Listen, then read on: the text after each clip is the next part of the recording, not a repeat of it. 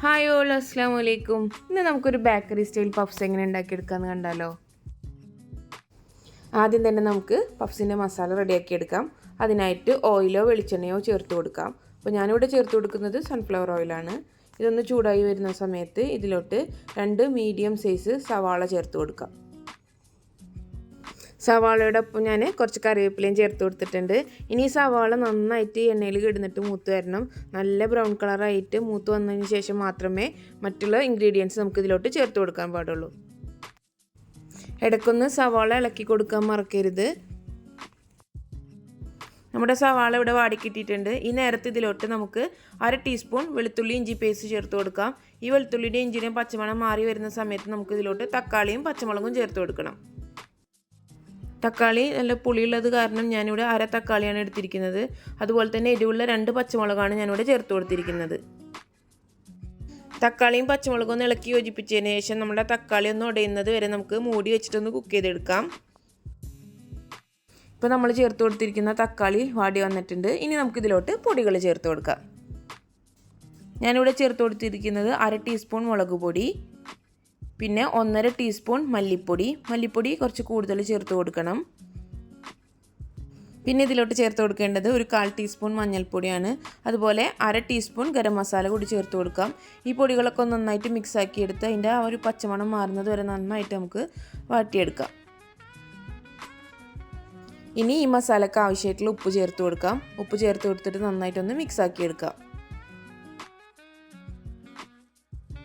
മസാലപ്പൊടികളും അതുപോലെ ഉപ്പൊക്കെ ചേർത്ത് നന്നായി മിക്സാക്കി എടുത്തതിന് ശേഷം ഇതിലോട്ട് 2 ടേബിൾ സ്പൂൺ വെള്ളം ചേർത്ത് കൊടുക്കാം. ഈ മസാല ഡ്രൈ ആയി പോകാതിരിക്കാനാണ് നമ്മളിതുപോലെ വെള്ളം ചേർത്ത് കൊടുക്കുന്നത്. വെള്ളം ചേർത്തിട്ട് നന്നായിട്ട് ഇതൊന്ന് മിക്സാക്കി എടുക്കാം.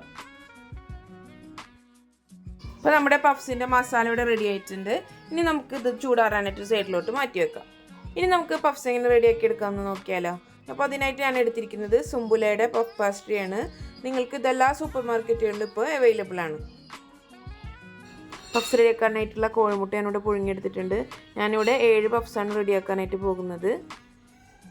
അപ്പോൾ നമ്മുടെ മസാല നേരത്തെ റെഡിയാക്കി വെച്ചിട്ടുള്ള മസാല ചൂടാറിയിട്ടുണ്ട്. അതൊരു പാത്രത്തിലോട്ട് എടുത്തു വെച്ചിട്ടുണ്ട്.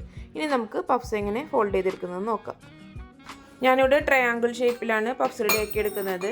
ഇതുപോലെ മസാല വെച്ച് കൊടുക്കുക. അതിന് മേലോട്ട് നമ്മൾ പുഴുങ്ങി വെച്ചിരിക്കുന്ന എഗ്ഗ് ചേർത്ത് കൊടുക്കാം. എന്നിട്ട് ഒരു സൈഡിൽ നിന്ന് ഇതുപോലെ ട്രയാങ്കിൾ ഷേപ്പിലൊന്ന് മടക്കാം. എന്നിട്ട് അതിൻ്റെ സൈഡുകളൊക്കെ നമുക്കൊന്ന് കൈ വെച്ചിട്ട് പ്രസ് ചെയ്തെടുക്കാം.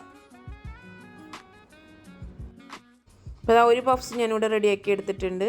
ഇനി ഇതുപോലെ തന്നെ ബാക്കിയുള്ള 6 നമുക്കിതുപോലെ ഫോൾഡ് ചെയ്തെടുക്കാം.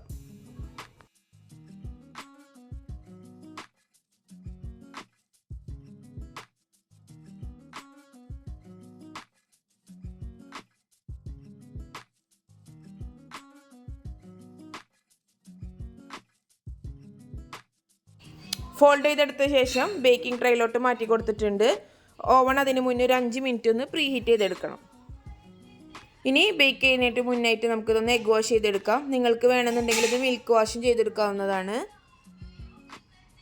എനിക്കിവിടെ 10 മിനിറ്റാണ് ബേക്ക് ചെയ്യാനായിട്ട് എടുത്തിരിക്കുന്നത്. ഓരോരുത്തരുടെ ഓവൻ ടെമ്പറേച്ചർ അനുസരിച്ച് ടൈമിൽ വ്യത്യാസം വരും.